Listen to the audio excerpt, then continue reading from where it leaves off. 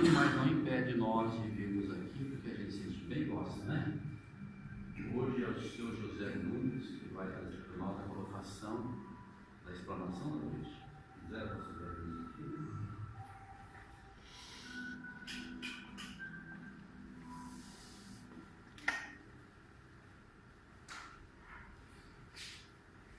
Boa noite.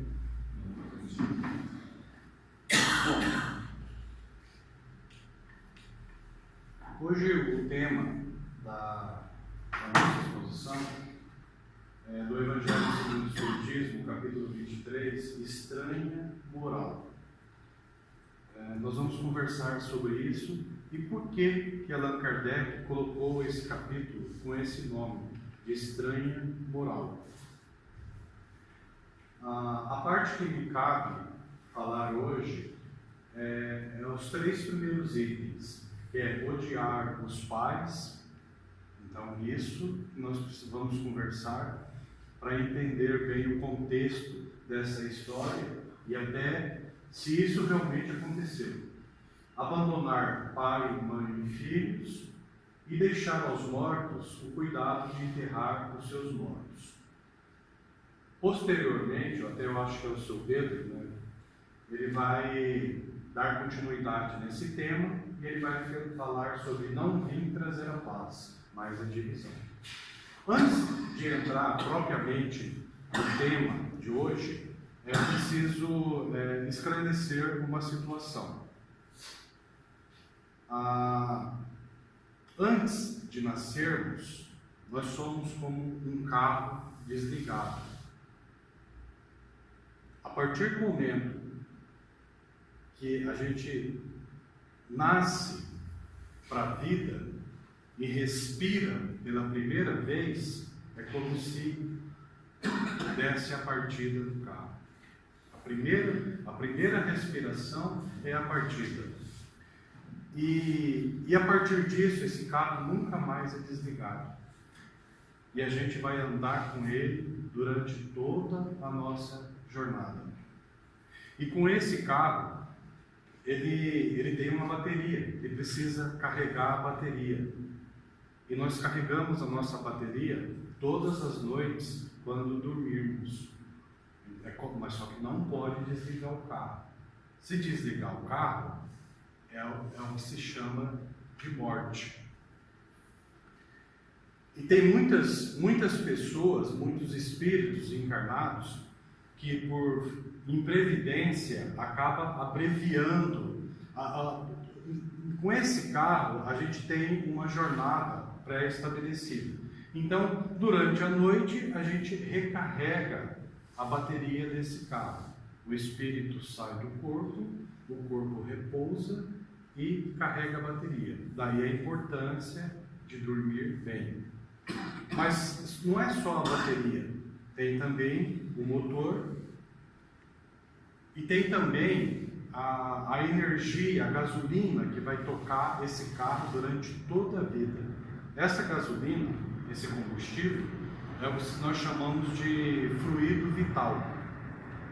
E que materialmente as pessoas chamam de vitalidade, que é a saúde do corpo. Essa vitalidade ela não é igual para todos, porque uns têm que viajar 100 km, outros têm que viajar 200 km. Então, uns está traçado um projeto de reencarnação para viver durante 50 anos. Então, ele vai receber o combustível para viver 50 anos. Outros, pode ser até mais. Está estabelecido que ele vai viver 80 anos ou 90, então ele recebe uma dose maior de vitalidade. Dentro dessa nossa jornada, esse carro que não pode desligar, nós vamos jogando dentro dele, a cada dia, 2 tipos de carga, 2 tipos de situações. Nós jogamos sentimentos e nós jogamos conhecimento. Quando a gente joga dentro desse carro, que a gente vai andar com ele por toda a vida, bons sentimentos, como amor, caridade, perdão, benevolência, compreensão e todas as boas virtudes. Então o carro fica como se fosse um carro novo, perfumado como se fosse um carro novo. E a gente se sente leve dentro dele. Agora, em compensação, nem sempre fazemos isso. Às vezes, jogamos dentro deste carro, para andar com a gente, sentimentos ruins, que é ódio, mágoa, ingratidão, desejo de vingança e tudo quanto é mais sentimento negativo. Os sentimentos negativos pesam. Então, os bons não, são leves e são agradáveis.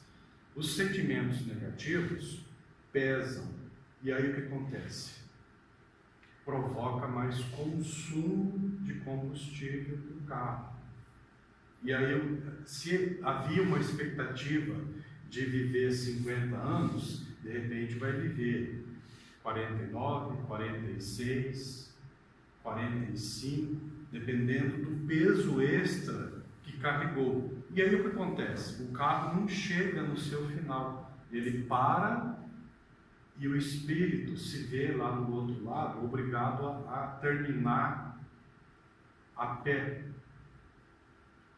Para não falar que ele vai sofrer lá no umbral as consequências, porque isso é taxado de suicídio involuntário, que também tem outros agravantes, como bebida, como os vícios em geral. Todos os vícios em geral são pesos extras nesse carro.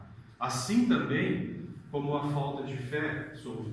Nós conversamos que o motivo da depressão é a falta de fé. A pessoa não tem fé nem em si mesma, não tem fé em Deus, não tem fé na vida, e entra em depressão e não acredita em mais nada e chega a cometer suicídio. Já que esse mês de setembro é um mês sobre suicídio. E aí a mesma história no plano espiritual. O carro interrompe a viagem, está achando que vai resolver, vai piorar mais ainda, porque se estava ruim dentro do carro, mas a estrada está emburacada, mas o carro não está rendendo o que eu queria, não está na velocidade que eu queria, mas do outro lado vai ter que andar a pé, que vai ser pior. Bom, além dos sentimentos, nós colocamos também dentro desse carro conhecimento. O conhecimento é ferramenta. Todo conhecimento é ferramenta que nos ajuda para que o carro tenha um melhor desempenho. Ou seja, a nossa passagem na reencarnação seja melhor aproveitada em adquirir boas virtudes, em adquirir boas realizações. Bom, o conhecimento, nem todo conhecimento é útil. Esse é o ponto que eu queria chegar. A gente joga dentro desse nosso carro muito conhecimento que é inútil, sabe? Hoje de manhã eu estava lembrando, sabe? Aí, para falar sobre isso, aí eu lembrei, sabe, que a capital da Hungria, a capital da Romênia é Bucareste. Aí a capital da Hungria é Budapeste. Há 40 anos atrás, 45 anos atrás, esse era um conhecimento importante para mim, porque precisava tirar nota na prova. Há 45 anos esse conhecimento está aqui dentro, sabe? E na verdade ele só me foi útil novamente agora. Nós jogamos dentro do nosso carro muitos conhecimentos inúteis, que não acrescentam. O conhecimento bom, que brilha, que é verdadeiro, é aquele que nos ensina a ser melhor, aquele que nos leva a ter sentimentos melhores. Mas na vida vamos incorporando um monte de conhecimentos, e assim como os sentimentos ruins pesam, nós pegamos esses sentimentos ruins, que são pesados, e transformamos eles em baús.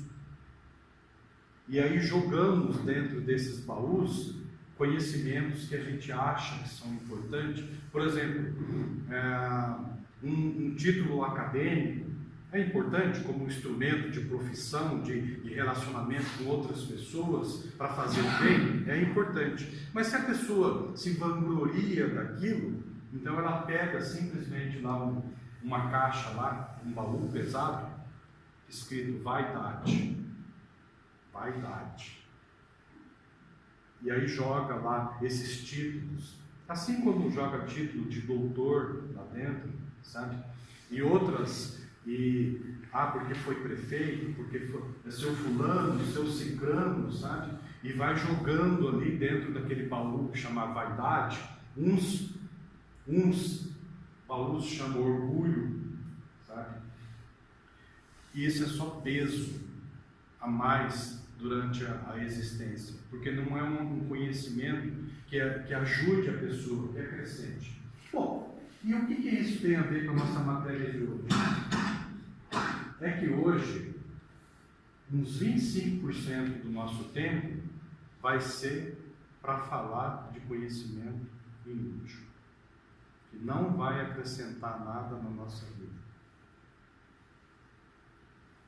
Porque essa questão de estranha moral, odiar pai e mãe, abandonar pai e mãe, nós vamos conversar sobre isso, mas só que não vai acrescentar nada na nossa vida, não. É conhecimento inútil, mas faz parte. E só o fim mesmo, deixar os mortos e honrar os mortos, é que tem algum fundo moral que nos aproveita. Bom, essa história de odiar pai e mãe, ela vem, está no Evangelho segundo o Espiritismo, que é um livro que foi escrito por Allan Kardec em francês. O Allan Kardec foi lá na Bíblia Católica em francês e copiou o texto. Então, lá no texto em francês, e aí os tradutores brasileiros traduziram para o português, mas não traduziram de acordo com a nossa Bíblia em português, traduziram de acordo com a versão em francês. Então lá está escrito, na versão em francês, traduzido para o português, que se alguém vem a mim e não odeia o seu pai e a sua mãe, a sua mulher, a seus filhos, a seus irmãos e irmãs, mesmo a própria vida, não pode ser meu discípulo. Daí o título do capítulo, Estranha Moral. Realmente estranho isso, porque já que eu falei, se na época de Jesus não tinha carro, não tinha lá uma vida, uma carruagem, sabe? E se Jesus foi assim uma expressão de sabedoria, de bons conhecimentos, um exemplo perfeito de amor, de compreensão, de misericórdia, de caridade, sabe? E Jesus ia falar de ódio, então é um sentimento pesado, é estranho isso.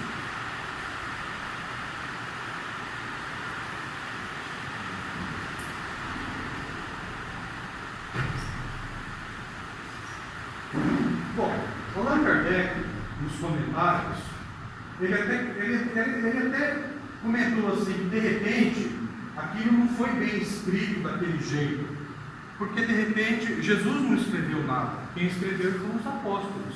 Então Kardec falou assim, de repente foi os apóstolos que entenderam mal e escreveram assim. Bom, de fato, pelo livro Paulo Estevam, nós vemos lá que o primeiro evangelho foi escrito por Mateus uns 3 anos após a crucificação de Jesus, por volta do ano 32. Mas, já que nós estamos falando de conhecimento inútil, então, mas como assim, por volta do ano 32, se Jesus foi crucificado com 33? Acontece que esse ano 32 é do calendário gregoriano. Foi um padre, São Gregório, que fez esse calendário. Então, a intenção, a pedido do Papa, depois ele até virou Papa, a intenção era fazer com que o tempo fosse contado a partir do nascimento de Jesus. Só que ele errou. Jesus não nasceu no ano 0, do calendário gregoriano. Ele nasceu no ano 4 antes. Por algum motivo ele errou. Então, na verdade, o Evangelho de Mateus foi escrito pelo nosso calendário no ano 32 da era cristã. Depois do Evangelho de Mateus, vieram o Evangelho de Marcos, o Evangelho de Lucas e, por último, o Evangelho de João, já na 60 anos depois. Bom, o fato é que o mais confiável, então, é o Evangelho de Mateus. Por quê? O Evangelho de Lucas foi escrito 40 anos depois. E Lucas não foi apóstolo. E Lucas era discípulo de Paulo, que também não foi apóstolo. Paulo foi apóstolo como nós pregamos agora. Ele estudou o Evangelho, mas ele não caminhou com Jesus. Ele não foi apóstolo nesse sentido. Bom, o que então, de onde que Lucas tirou o conhecimento? De Paulo. E de onde que Paulo tirou o conhecimento? De Gamaliel, que era o mestre dele, lembra? Gamaliel, que é o sacerdote. Se vocês pegarem lá em Atos dos Apóstolos, lá na Bíblia, Gamaliel, quando Pedro começou a fazer cura e começou a pregar, os sacerdotes se reuniram e falaram: não, vamos prender, vamos matar esses discípulos. O Gamaliel, que era sacerdote, é que ponderou, falou: não, calma, não é assim, sabe? Porque o Gamaliel já tinha recebido uma cópia do Evangelho de Mateus. O Gamaliel saiu e foi para o deserto. O Paulo ficou no lugar do Gamaliel, perseguindo os cristãos.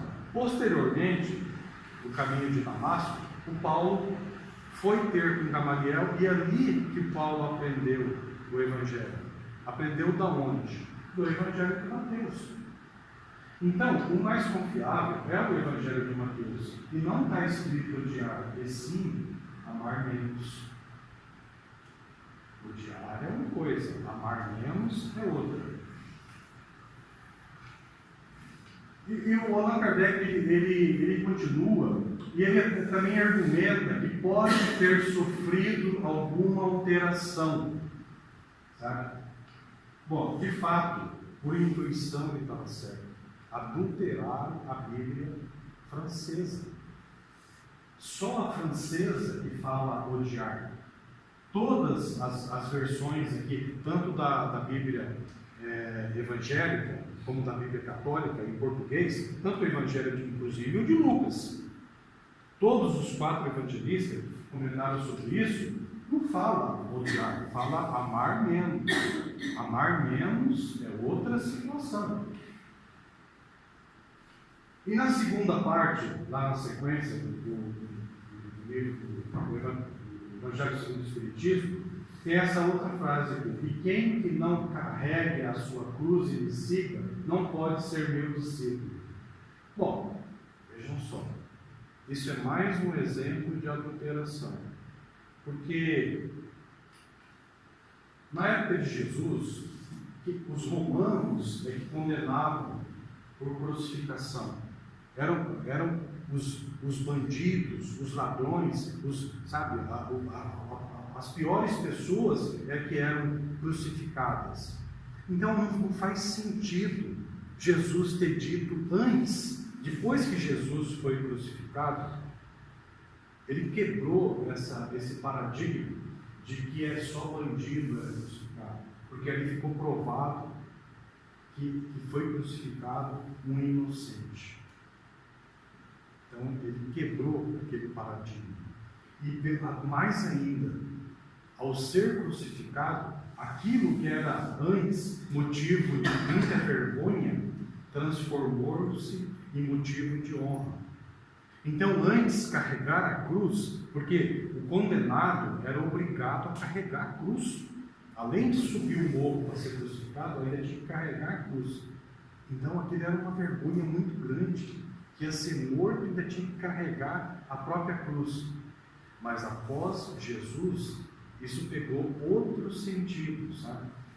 Outro entendimento. O fato é que Jesus não pode ter dito isso Porque antes dele ser crucificado não fazia sentido. Mas se não fazia sentido antes, se ele não falou para carregar a sua cruz, então o que ele falou? Se ele falou que não é odiar, é amar menos, se não é a cruz, o que é? Então tem que ter um outro sentido. No mesmo Evangelho de Lucas, no capítulo 9,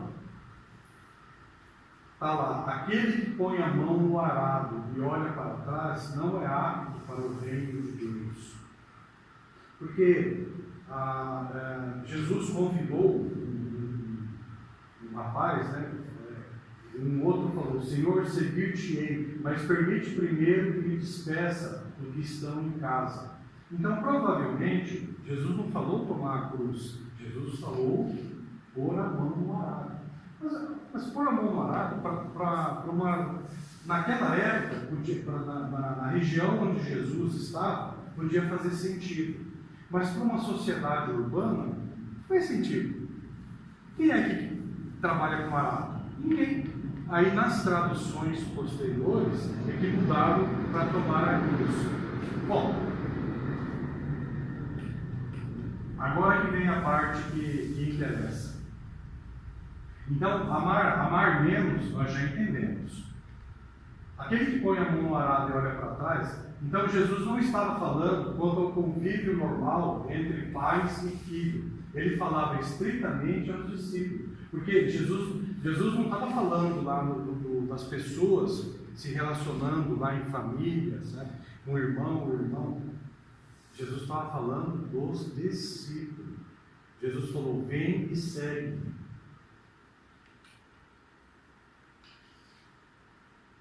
E aí, a hora que ele falou vem e segue, aquele falou lá: não, se deixa eu ir me despedir do meu pai e da minha mãe primeiro.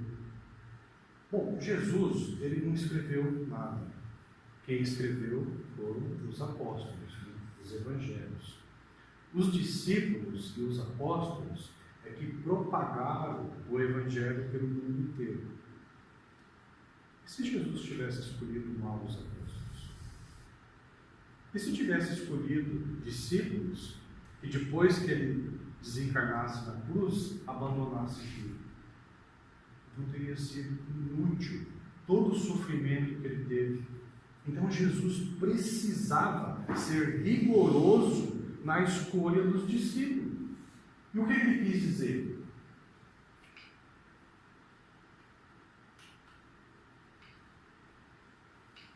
Ele foi muito claro depois na sequência, já naquele do Evangelho de Mateus, ele fala: eis que vos envio como ovelhas ao meio dos lobos. Aí ele fala: vos açoitarão, por minha causa sereis levados à presença de governadores. Um irmão entregará a morte a seu irmão, um pai a seu filho, e se levantarão contra os pais e os matarão. Então, não é Jesus que queria isso. Não é que Jesus queria que amasse menos pai e mãe. Não, queria que amasse. Se ele exemplificava o amor, pedia o amor, ele queria que o amor fosse geral. Agora, para os discípulos, aqueles que deveriam propagar o Evangelho pelo mundo, precisaria ter um amor maior por Jesus. A crença maior tinha que ser em Jesus. Porque se fosse dar mais importância para pai e para mãe, então, já que eu falei que a nossa jornada, o nosso corpo é como se fosse um carro, então se eu dou mais valor, se eu quero pregar o Evangelho, mas se eu dou mais valor a meu pai e a minha mãe, então quem que eu coloquei dentro do meu carro? Meu pai e minha mãe. E aí quem que eu deixei para fora? Jesus. Então, qual que será a minha perseverança, a minha persistência, sabe? A minha fé verdadeira? Se eu colocar Jesus. Por isso que Jesus disse que aquele que não amar, não amar menos pai, mãe, irmão, e para quem é espírita, sabe muito, muito bem quantas vezes já não tivemos que nos calar perante parentes para não ter briga. por causa de religião. Sabe? Quantas vezes, em serviço também, quantas vezes a gente tem que engolir calado, sabe? A gente está vendo que a pessoa está errada, mas fica quieto. Então, isso é um exemplo que Jesus falou. Mas aí ele complementou aqui. Mas aquele que perseverar até o fim, esse será salvo. Então, nós estamos dentro do nosso carro e nós temos que escolher o que nós vamos colocar dentro. Porque eu disse que esse é um conhecimento inútil. Olha, não melhora, não nos melhora em nada saber disso. Só serviu para mostrar que não existe estranha moral. Não tem estranha moral. O Evangelho de Jesus é perfeito. O que Jesus fez foi perfeito. Ele precisava de pessoas dedicadas, pessoas que realmente acreditavam na palavra dele, porque senão não teria perseverança. E ele até mostrou por quê. Porque haveria muito sofrimento, muita perseguição. Bom, por fim, a parte final. Deixar aos mortos o cuidado de enterrar os seus mortos. É na sequência. Ele disse ao outro, segue-me. E o outro respondeu, Senhor, consente que primeiro eu vá enterrar meu pai. Jesus lhe retrucou, deixe aos mortos o cuidado de enterrar seus mortos. Quanto a ti, vai anunciar o reino de Deus. É a mesma situação, o mesmo raciocínio. Se ele se preocupa mais em enterrar o pai dele, então qual que é o comprometimento que ele tem com Jesus? E aí vem a parte que realmente nos interessa. Deixar aos mortos o cuidado de enterrar os seus mortos. Olha, mas como assim? Como um morto vai enterrar outro morto? É que é uma alegoria, é um jogo de palavras. Se a gente tem a nossa jornada na face da terra, nós não estamos aqui a passeio, nós estamos aqui para nos melhorar, para nos corrigir dos defeitos, para nos livrar daqueles sentimentos ruins que fomos incorporando através dos anos. E assim como eu falei que durante a noite o corpo carrega a bateria através do sono, na nossa jornada, o carro também, esse nosso carro, ele também passa por momentos que ele vai numa oficina, que ele vai no local onde precisa passar por uma limpeza. E no nosso caso, é o centro espírita. É aqui que a gente vem para nos livrar daqueles sentimentos inúteis, aqueles pesos que estão só sugando a nossa vitalidade, não estão acrescentando nada na nossa vida. E aí recebemos o passe, e aí temos mais condição de dar continuidade na nossa jornada. Por quê? O que importa para nós? É passar pelas provações que temos que passar, com resignação, sem revolta contra Deus, compreendendo que se estamos passando por algum sofrimento, por alguma dificuldade, algum motivo tem. O acaso não existe. Se estamos sofrendo, algum motivo tem para que esteja ocorrendo esse sofrimento. E temos que confiar em Deus. Porque as pessoas, uma das coisas que as pessoas esquecem é que se nós estamos sendo corrigidos por Deus, certo? Se Deus está cuidando de nós e nos exigindo que sejamos melhores, então porque temos importância perante Deus. Então Deus está nos olhando como filho. Acaso, quem é que vai cuidar do filho, do vizinho lá da outra esquina? Não vai. O vizinho, o pai dele é que vai cuidar. Cuidamos de quem? Dos nossos filhos. Cuidamos da nossa casa. Então Deus também cuida daqueles a quem Ele tem interesse, a quem Ele vê algum proveito. Aí tem o bandido, sabe? Que vive solto pelo mundo, como um carro desgovernado, sabe? Aí parece que nada de ruim acontece na vida dele.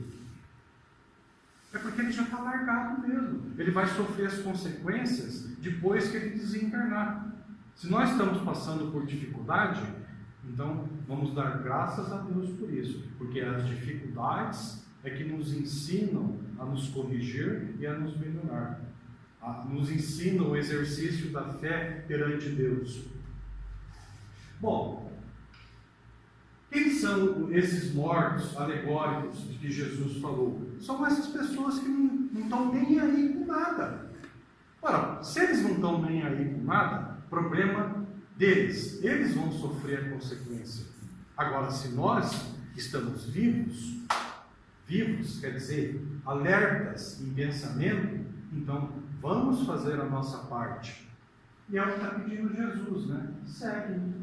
Simplesmente assim, segue. E Jesus disse, né? Vinde a mim, vós que estáis sobrecarregados e oprimidos, e eu vos aliviarei. Aprendei de mim, que sou manso, e o meu jugo é leve. Lembra que eu falei que os bons sentimentos que colocamos dentro do nosso veículo são leves? É o jugo de Jesus, é leve, a simplicidade da vida, a compreensão da vida.